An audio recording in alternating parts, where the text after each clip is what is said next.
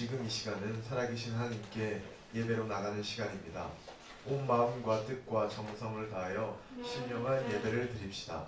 예배가 주시에 합당하신 하나님, 우리가 온 마음과 뜻과 정성을 다하여 이 예배를 드리오니 우리 예배로 영광받아 주옵소서. 아멘. 찬송가 14장, 찬송가 26장입니다.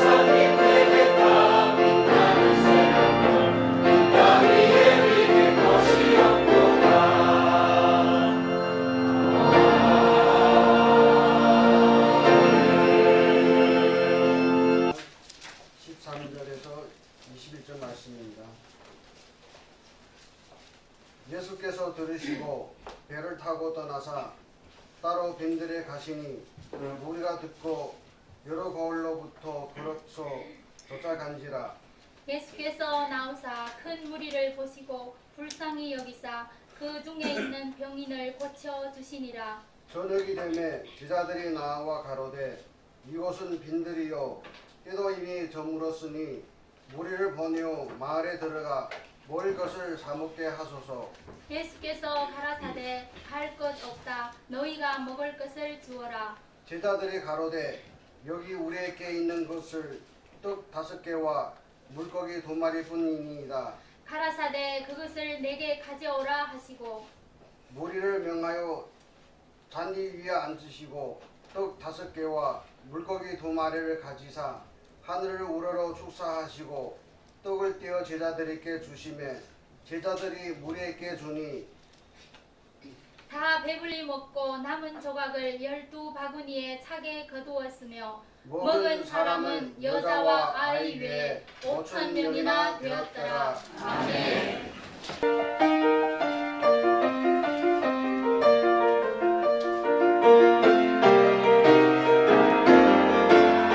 감사하리 우리 주께 감사하리 우리 주님께 감사하리 우리 주께 감사하리 우리 주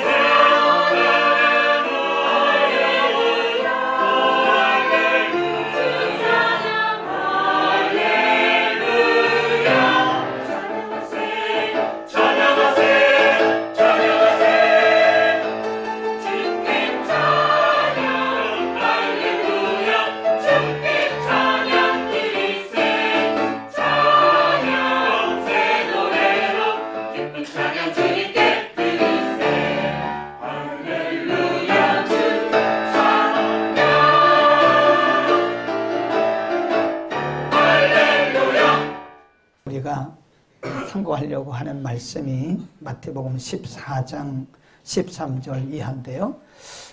우리가 마태, 마가, 누가, 요한을 사복음이라고 그러고요. 마태, 마가, 누가까지를 공관복음 그럽니다. 이렇게 함께 봤다 그런 얘기죠. 네, 이렇게 우리가 마태, 마가, 누가, 요한복음을 쭉 읽다 보면 어떤 성경은 마태복음에만 나오고요. 어떤 성경은 요한복음에만 나오고 어떤 성경은 마태, 마가, 누가에 나오고 어떤 부분은 다 나오고 그래요. 근데 왜 그런가 우리가 한번 가끔 질문을 한번 해볼 필요는 있습니다. 왜 어떤 부분은 한 부분에만 기록됐는데 어떤 부분은 네 권에 다 사복음서에 다 기록이 됐을까? 거기에 무슨 의도가 있지 않겠어요? 근데 오늘 본문의 말씀은 마태, 마가, 누가, 요한복음에 다 사복음서에 다 기록이 되어 있는 말씀이고요. 우리가 흔히 오병이어의 기적이다. 거기 쭉 그 상황을 설명을 하고 있는데 한번 보세요. 쭉 보면 14장 11절에 보면 10절부터 볼까요? 사람을 보내어 시작. 사람을 보내어 요한을 옥에서 목베어 그 머리를 소반에다 마다가 그 여호와에게 주니 그가 제 어머니에게 가져가니라.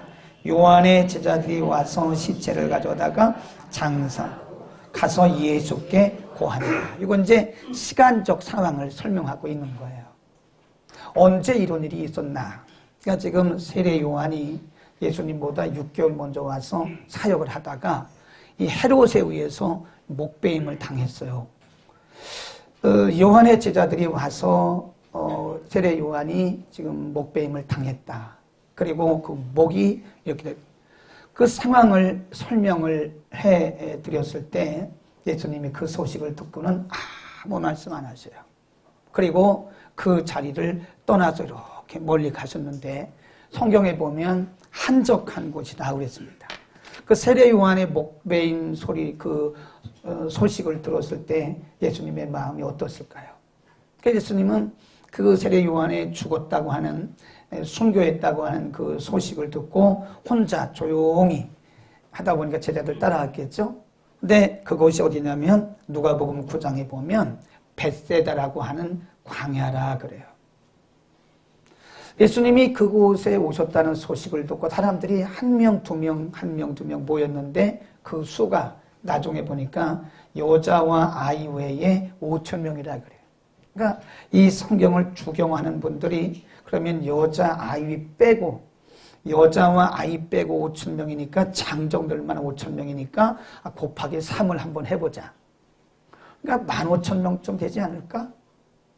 어떤 분은 한 2만 명쯤 되지 않을까? 그렇게 얘기를 해요. 그래서 대체로 이제 주경하는 분들이 그때 벳세다 광야에 모였던 사람들이 한 15,000에서 2만 명 가까이 되지 않았을까? 그래요. 그 사람들에게 예수님이 일일이 다 손을 얹어서 고치십니다. 얼마나 많은 사람들이 모였겠어요. 그 사람들 한 사람 한 사람 아침부터 저녁까지 다 치유해 주시고 저녁이 되잖아요. 그러니까 예수님의 제자들이 걱정이 태산 같은 거예요. 우리하고 비슷해요. 걱정이 태산 같은 거예요. 선생님, 이제 날이 저물었고 여기는 먹을 것도 없는데 이 사람들을 다 보냅시다. 거기 보세요.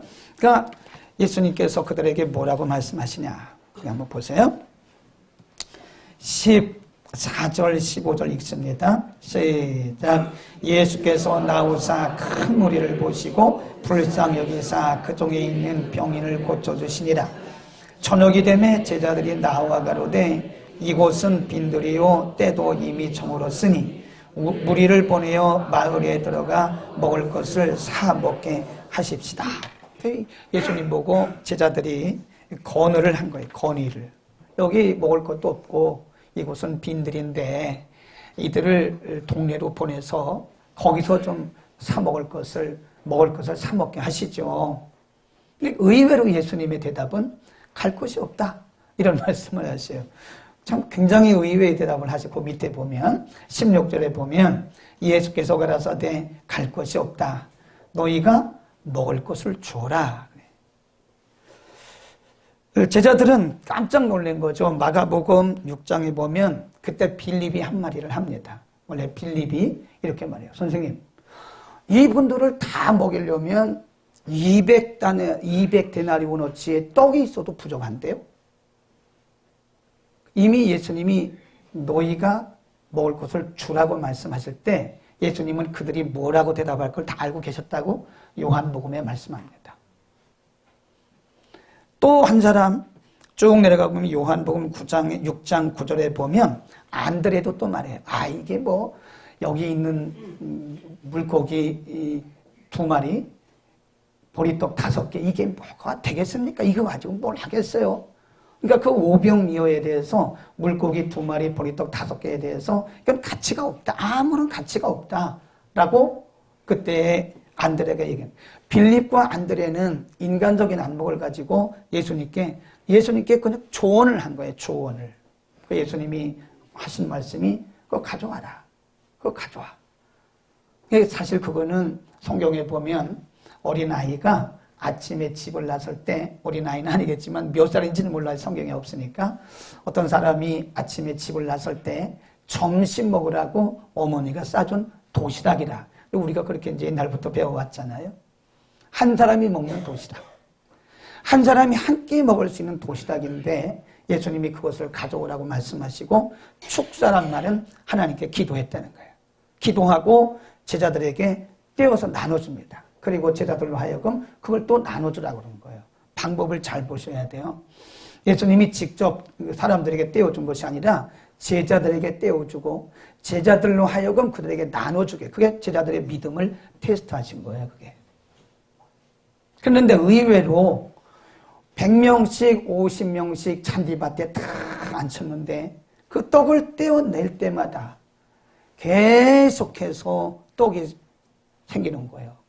그래서 거기에 있는 사람들을 시큰 배불리 먹고도 12강조리가 남았다라고 말씀하시고 예수님 말씀하시기를 버리는 것이 없게 하라. 나중에 이 부분도 우리가 한번 말씀을 깊이 묵상할 필요가 있습니다. 버리는 것이 없게 하라. 이제 그런 말씀을 하셨어요. 우리가 이 내용을 너무 잘 알잖아요. 그래서 이거를 오병이어의 기적이다. 왜? 기적 속에는 하나님의 의도가 항상 들어 있습니다. 하나님이 아무런 의도 없이 의미 없이 기적을 베푸는 경우는 한 번도 없습니다. 그래서 우리가 항상 하나님께서 어떤 기적을 베푸셨을 때는 하나님이 의도하신 목적이 뭐냐, 그 기적 속에 담겨진 하나님의 의도가 뭔가를 반드시 찾아내야 된다. 오늘 우리가 이 기적 속에 숨겨진 하나님의 의도, 하나님께서 이 기적을 통해서 뭘 말씀하시려고 했는가, 오늘 하나씩 찾아보겠습니다. 기적이라는 게 뭐예요? 기적은 우리가 보통 초자연적인 일을 기적 그럽니다. 사람이 할 수 없는, 인간이 할 수 없는, 그래서 영어로 말하면 supernatural 그래요. 초자연. 이 사람이 할 수 없는, 인간의 한계를 뛰어넘는 하나님만이 하실 수 있는 일들을 우리가 기적 그러는데, 이 기적 속에는요 반드시 하나님의 의도가 있다. 우리가 마태복음 12장에 보면 어떤 사람이 눈 멀고 귀가 먹었어요. 그러니까 눈도 안 보이고 귀도 안 들려요. 근데 성경은 그를 뭐라고 했냐면 귀신 들렸다 그랬어요. 그러니까 귀 안 들리고 눈 안 보이는 게 다 귀신이 그런 건 아닙니다. 근데 어떤 경우에는 귀신에 의해서 시신경과 청각신경이 마비된 경우가 있어요. 예수님이 그 사람에게서 귀신을 쫓았어요. 근데 이 귀에 안 들렸던 사람이 듣게 되었고 눈을 못 보던 사람이 보게 된다. 근데 항상 보면 이 바리새인들, 유대인들이 예수님을 따라다니면서 이렇게 엿봅니다. 그러면서 예수님에게 뭐라 그러냐면 그거 귀신이 그런 거라고. 그 말이 됩니까? 예수님이 지금 귀신을 쫓았는데 그 유대인들이 쫓아와가지고 하는 얘기, 그거 귀신이 그런 거라고. 당신은 지금 바알세불이라고 하는 귀신의 왕의 힘을 입어서 지금 귀신 쫓아는 거 아니냐. 예수님이 설명을 하세요. 그러면서 예수님께서 하신 말씀이 무슨 말씀이냐면 내가 성령을 힘입어 귀신을 쫓아내는 것이면 너희 가운데 뭐가 임했다고 그래요? 하나님의 나라가 임이란 말 쓰셔요. 내가 성령을 힘입어 귀신을 쫓아내는 것이면 너희 가운데 이미 하나님의 나라가 임하였느니라고 완료형을 씁니다.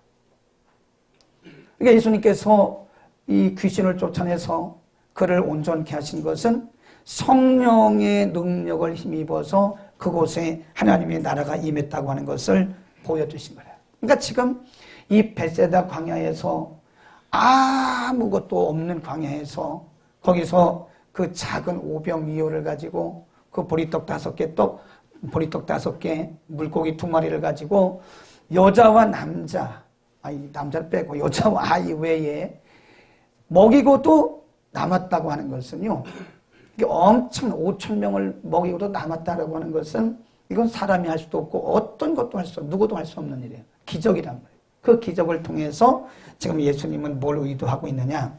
지금 여기가 빈들이지만 여기에 지금 하나님이 임재하고 계신다고 하는, 아멘.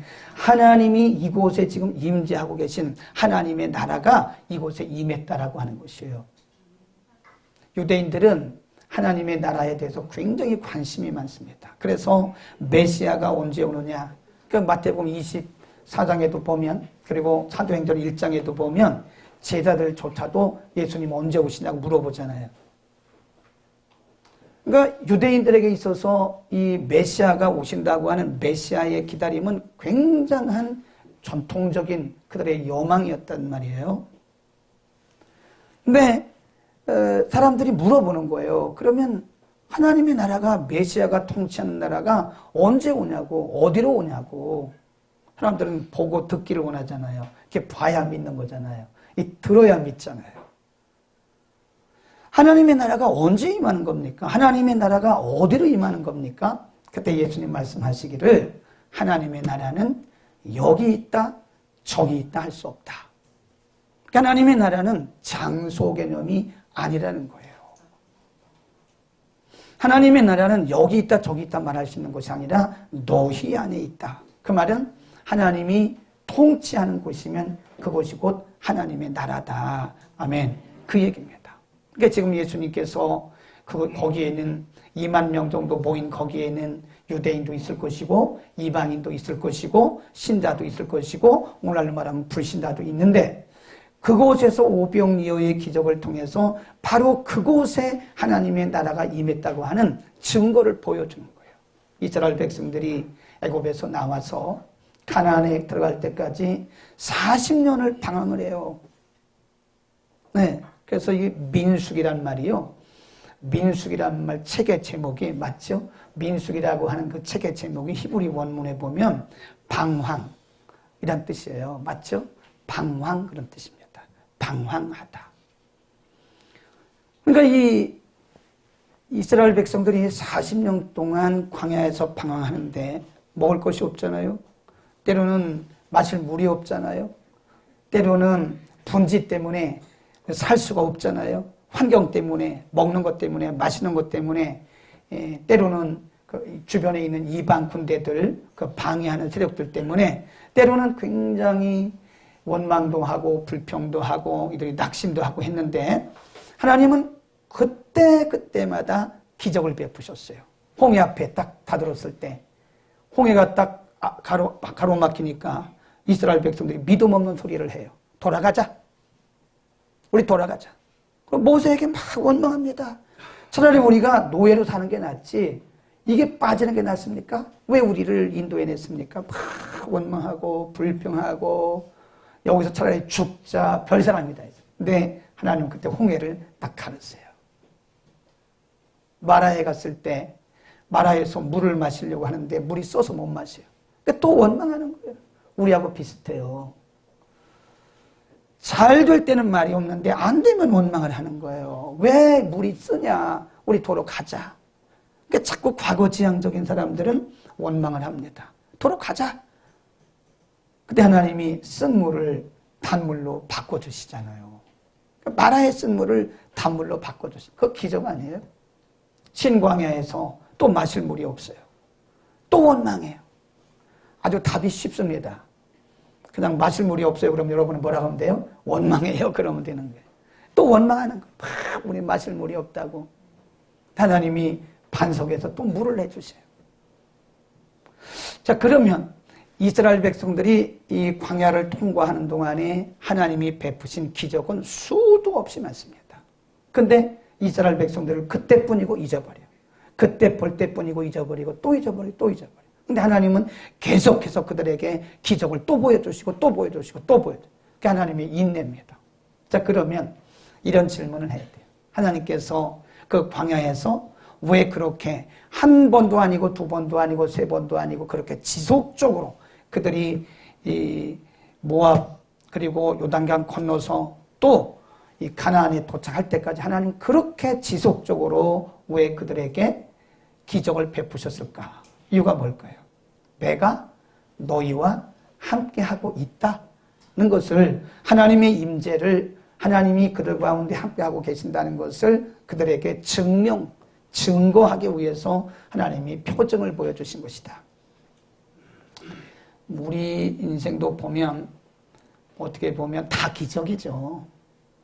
믿음의 눈으로 보면 다 기적입니다. 근데 우리가 다 인정을 하지 않잖아요. 하나님께서 우리가 인정할 수밖에 없도록 이게 가시적인 기적들을 가끔 이렇게 보여주셔요. 전혀 할 수 없는 일들. 자, 그러면 하나님께서 우리 개인이나 가정이나 교회나 공동체에 전혀 예상할 수 없었던 일을 우리에게 하나님 증거로 보여주신 이유가 뭘까요? 내가 너희와 함께하고 있다고 하는, 너희 가운데 하나님의 나라가 임하고 있다, 임해 있다고 하는, 이미 하나님의 나라가 우리 가운데 임해 있다는 사실을 뭐 하기 위해서 그런 거예요? 증명하기 위해. 증명. 이게 증거로 보여주시는 거예요. 그러니까 우리가 우리 자신이나 다른 지체를 통해서 나타나는 여러 가지 기적을 보면서 우리가 확신해야 하는 것은 하나님의 나라가 우리 가운데 임하셨구나. 우리 가운데 하나님의 임재가 임하셨구나. 근데 기적만 보면 안 됩니다. 기적만 보고 그거 이례적인 그거에 우리가 왔다 갔다 흔들리면 안 돼요. 그 기적을 보면서 하나님이 우리에게 하나님 나라를 확신시켜주고 있는 것이다. 아멘. 그 다음에 오병이어의 사건은 또 우리에게 뭘 말씀해 주는가 하면, 누구든지 간절히 찾는 자는 하나님께서 응답하시고 필요를 공급해 주신다는 사실을 말씀해 주는 거예요. 거기 2만 명 정도 왔다 그랬잖아요. 여자와 아이 외에 5천 명이면 뭐 아무리 안 돼도 17,000~18,000명은 될 것 같아요. 근데 거기 온 사람들이 구경 삼아 온 사람도 있을까요? 물론 그 중에는 예수님이 누군가, 뭐 예수님이 이런 일을 행한다는데 예수님 구경 삼아 온 사람도 있겠죠.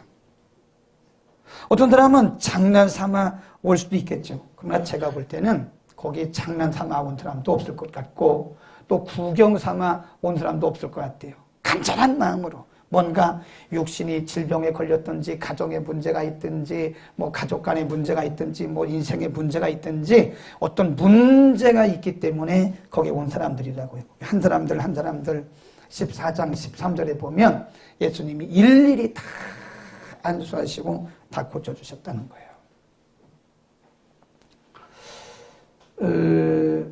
여러분 한번 상상을 한번 해보시죠. 우리가 2만 명 가까이 모인 사람들, 예수님께서 한 사람, 아침부터 밤 늦은 시간까지 한 사람 한 사람 다 이렇게 만져주시고 치료해 주시고 그들의 소리를 다 들어주신다고.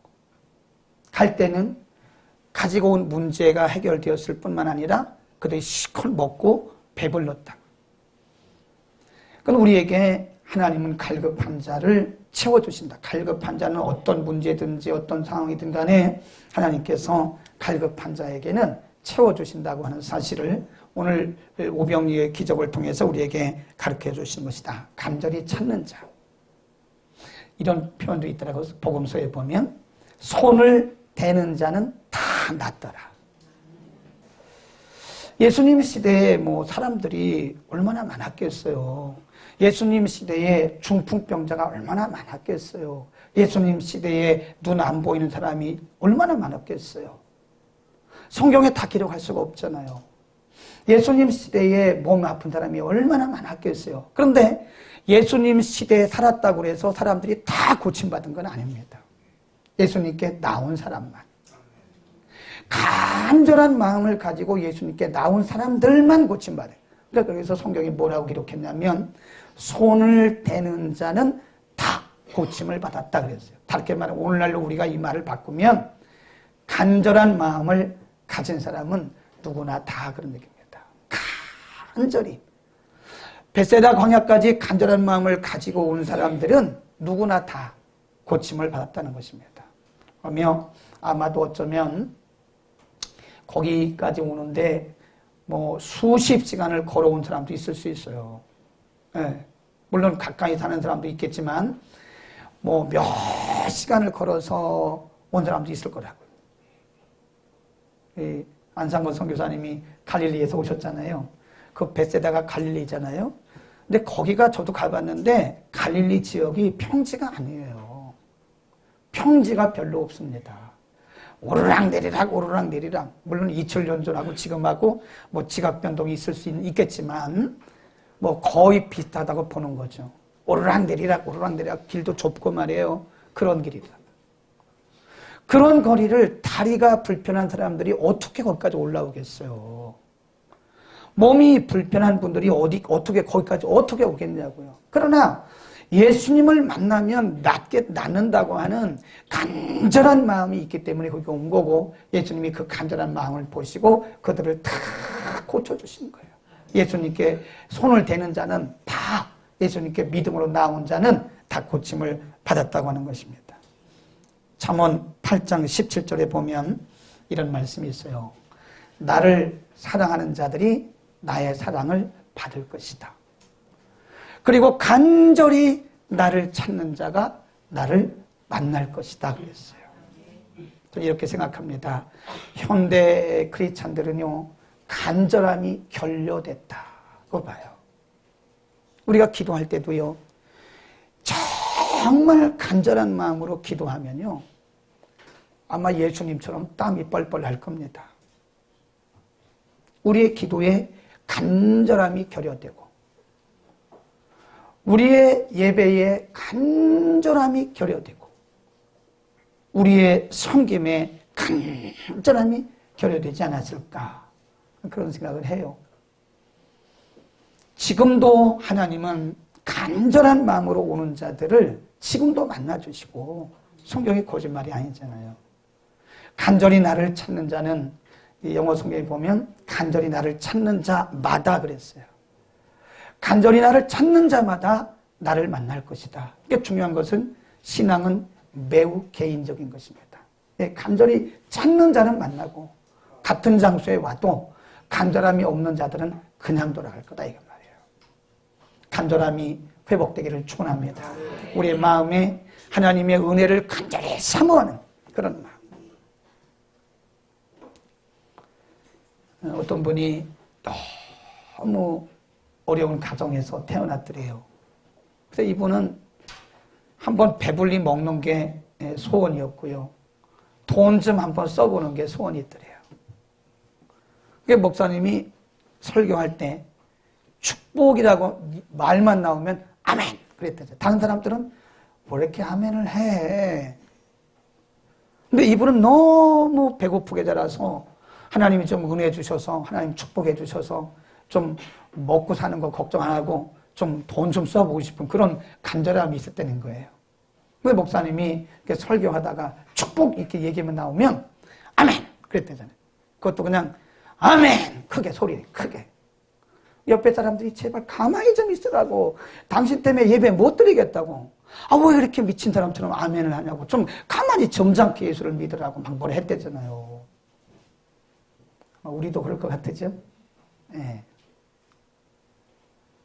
예를 들어서 조규만 목사님이, 그렇진 않지만 앞에서 목사님이 설교를 하는데, 이 목사님 이제 성경에 대해서 아주 굉장히 간절한 분이세요. 말씀! 그러면 목사님이 아멘! 한다. 한번 예를 들어 둘이 한번 해보자고요. 한번 해보세요. 오늘 하나님께서 성경을 통해서, 아니 성경 그럼 나오면 아멘 한번 해보셔야 돼요. 그랬다는 거예요. 그 사람들이 왜 저렇게 우리 예배하는 거 방해하냐고, 왜 그렇게 축복만 나오면 아멘 소리를 하냐고, 왜 이 정신없이 왜 이렇게 예배를 방해하냐고 그랬다잖아요. 근데 이분이 너무 갈급한 거예요. 축복이 간절히 그냥 너무너무 간절한 거예요. 그래서 그렇게 아멘 아멘 아멘 하고 기도하고, 기도할 때도 하나님 앞에 그렇게 간절히 기도했는데요. 진짜 이분이 하나님께서 그 중심을, 그 아멘하는 그 중심을 보시고 하나님이 그분을 축복하기 시작하는데 정말 쏟아붓더래요. 쏟아부어. 아멘. 쏟아붓더래요. 하나님이 그에게 뭐 상상도 못하는 물질의 복을 물질의 복만 주시는 게 아니라 자녀들을 통해서 일하시는 것을 막 보여주시는데 진짜로 하나님께서 감당할 수 없는 근데 그분 얘기는 이렇게 얘기합니다. 그분이 뭐라 그러냐면 감당이 안 된대. 감당이. 하나님이 은혜를 부으시고 축복하실 때는요, 이게 감당이 안 된답니다. 여러분에게 기도는 은혜가 임하기를 축복합니다. 근데 이렇게 아멘 해도 하나님이 다 아신다니까 정말 간절한 마음을 가지고 아멘 하는가, 아니면 목사님 빨리 설교 끝나세요 그래서 아멘 하는가. 하나는 우리의 그 중심을 다 재고 계세요. 지금 우리가 말씀을 들을 때도 내가 얼마나 간절한 마음으로 말씀을 듣고 있는가를 하나님이 지금 다 하나님의 자로 다 이렇게 재고 계신다니까요. 아니면 그냥 앉아 있구나, 그냥 입술로만 아멘 하는 거구나. 간절함이 결여된 거예요. 정말 우리가 간절한 마음이 있으면요, 하나님 그 간절한 마음을 보시고 하나님은 치유하시기도 하시고 해결해 주시기도 하신다니까요. 우리가 기도할 때 어떤 분들 보면은요, 막 몸을 흔들어가면서 소리를 지르고 기도합니다.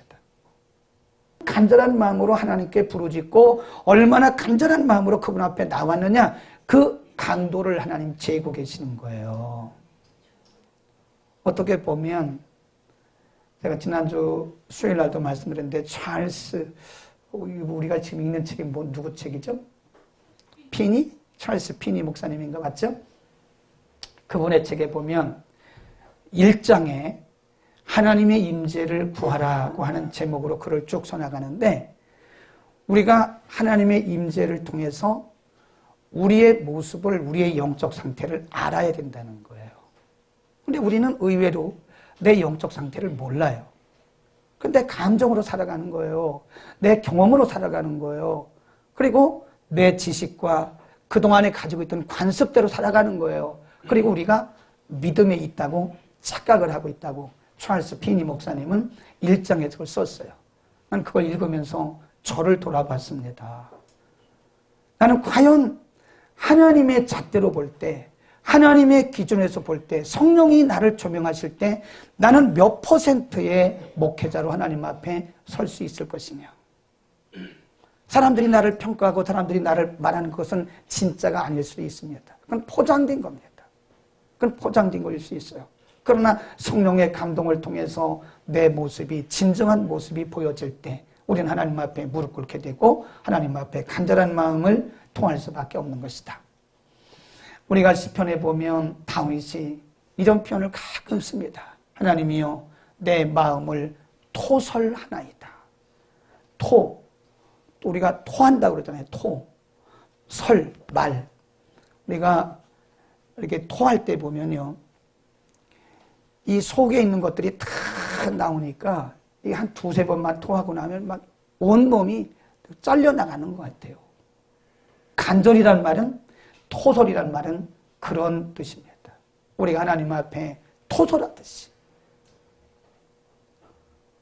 우리가 단 몇 분을 기도하고 단 몇 번을 예배를 드려도 우리는 정말 간절한 마음을 가지고 가면, 비록 그곳이 베세다일지라도 빈들일지라도 그곳이 비록 사막일지라도 하나님 그곳에서 하나님 역사하실 줄로 믿습니다.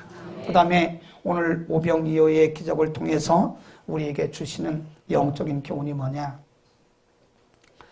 안드레도 예수님께 말씀드린 게 자기 기준에서 말한 거예요. 빌립도 자기 기준으로 말한 거예요. 아직도 제자들은 예수님을 모릅니다. 예수님이 행하신 여러 가지 기적들을 경험했으면서도 여전히 제자들은 예수님을 하나님으로 보지 않아요. 그냥 사람으로 보는 거예요. 빌립이 뭐라 그래요? 이 사람들 다 먹이려면 200데나리온어치의 떡이 더 필요합니다. 이거 자기 계산입니다. 안드레는 말하기를 여기 이게 뭐 오병이어인데 물고기 2마리, 보리떡 5개인데 이게 뭐가 되겠습니까? 가치를, 이들은 인간적 계산 가치를 얘기한 거예요. 예수님 뭐라 그래요? 가져오라고. 너에게 있는 것이 뭐냐? 그거 가져와라. 그리고 그들에게 있는 걸 가지고 예수님은 기적을 베푸신 거예요. 근데 우리가 예수님을 안다고 말하고 하나님을 안다고 말하지만 내 기준에서 말하는 거예요. 그러니까 못한다고 말하는 것은 내 기준에서 못하는 거지 하나님은 하시면 하시는 거죠. 아멘. 근데 우리는 자꾸 내 기준에서 안 된다, 못한다, 어렵다 이렇게 얘기하는 거예요. 제자들하고 똑같아요. 우리의 모습이. 근데 그 베세다에서 아주 그거 한 사람 한 끼 먹을 수밖에 없는 오병이어, 보리떡 5개, 물고기 2마리. 정말 작은 겁니다. 그걸 가지고도 그 광야에 아무것도 없는 베세다 광야에서 큰 기적을 베푸신 것은 하나님은 언제 어디서나 장소에 상관이 없다는 거예요. 거기가 베세단들 뭐 어쩌고, 거기가 한강인들 하나님이 역사 못 하시겠어요? 거기가 산인들 하나님 역사 못 하시겠어요? 아멘. 하나님이 하시면 산이든 거기가 광야든 거기가 사막이든 거기가 어디든, 심지어는 우리가 가지고 있는 문제가 무엇이든 그분이 하시면 하시는 거죠. 오늘 오병이어의 기적을 통해서 하나님의 역사는 시간과 장소에 제한되지 않는다는 것을 의미합니다. 우리가 있는 곳이 우리가 지금 처하고 있는 곳이 어쩌면 베세다일 수도 있어요. 영적으로 베세다일 수 있습니다.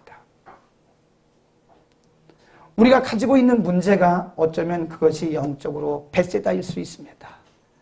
제자들이 말했어요. 빌립이 200데나리온 필요합니다. 안드레는 말했어요. 이게 뭐가 되겠습니까? 하나님, 우리에게는 이것도 없고 이것도 없고 이것도 없고, 나는 이것도 안 되고 이것도 안 되고 이것도 안 되고 이것도 안 되는데 어떻게 할 수 있겠습니까? 그건 제자들이 했던 관점과 그 말과 똑같은 거예요. 하나님이 하시면 지금 우리가 있는 곳이 베세다도 상관없고, 우리가 처한 문제가 베세다와 같이 사막과 같은 그런 문제일지라도 하나님이 하시면 하신다고 하는. 그래서 하나님의 역사는요, 항상 보면 광야에서 일어나잖아요. 광야에서 아무것도 없는, 하나님 우리에게 기적을 베푸실 때 보면은요, 우리에게 뭔가 가지고 있을 때는 하나님의 기적이 안 나타나더라고. 뭔가 우리가 의지하고 있을 때는, 하나님 외에 다른 것들을 의지하고 있을 때는 하나님이 기적을 잘 안 베푸세요. 모든 것이 다 소진되었을 때, 우리가 붙들 수 있는 것이 아무것도 없을 때, 우리가 의지할 사람이 아무도 없을 때, 하나님은 그때 바로 역사를 하시더라고요. 우리가 있는 곳이 베세다입니다.